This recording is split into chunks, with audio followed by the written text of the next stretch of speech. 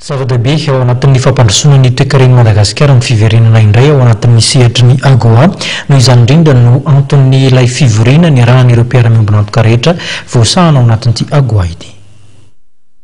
Ny ona nandritra ny fivoriana izay nitotsaina tetsy amin'ny braony EDBM ejetanina ireo mpandraraha ny EDBM, ny solitenan'ny gouvernemanta amerikana ary ny ministeran'ny indostria, ny fampandrosoana ny orinasa madinika sy ny sehatra tsy miakina.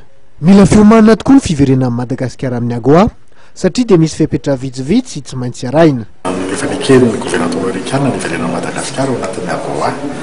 Zany fiverenana ao anatin'ny AGOA zany nefa dia mila zany fiomanana ara-teknika satria tsy ndraindray akory ny afaka manondrana entana ny Amerika hoe satria tsika ao anatin'ny AGOA dia hanondrana daholo izay tia hanondrana rehetra fa tokony hiomana zany ny mpandrara malagasy hoe anao ny orinasana hifanaraka amin'ny lalàna izay angatahany Amerikana.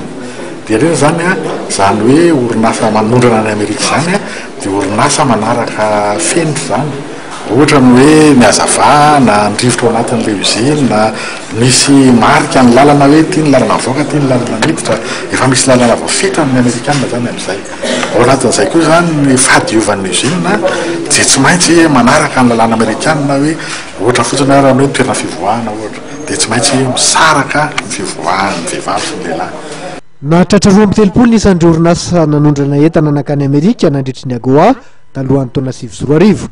Misy 12 kosa izy ireo izay mbola mihodina ankehitriny ary manondrana entana saingy hamandoa aba-tseranana. Manentana ireo mpandraraha malagasy ny ministeran'ny indostria manoloana izao fanomezana aina lehibe ny sehatry ny toe-karen'izao. Io zany miantsoana malagasy mpanambola mba hanokatra orinasa makany Amerika. Ao ko fantatsika fa tsy ny akanjo rery ny éligible amin'ny AGOA fa ny artisanat éligible ao anatin'ny AGOA, ny agroalimentaire éligible ao anatin'ny AGOA. Zany rehetra zany tokony hiomantsika malagasy andeha hoany. Manjary ohatran'ny hoe ny vazaha foana no resahana rehefa io AGOA io fa itsika malagasy koa zany afaka raha manambola tsika dia manondrana any. Ary tsika tsy maintsy miezaka hiantso amin'ireny orinasa ny ala teto amintsika nifindra nakany Ezipta, nifindra nakany Tanzania, nifindra tany Mozambika ireny antsointsika zany ireny mba hiverina indray fa ny tena antsoina dia hoe mba misy mpampiasa vola vaovao tonga eto amintsika. Mazava ho azy rehefa miverina ny AGOA dia miverina indray ny asa. Isan'ny tombony ananan'i Madagasikara tokoa ireo mpiasa misy 10 alina izay efa manana traikefa kanefa voaterina lefa noho ny krizy.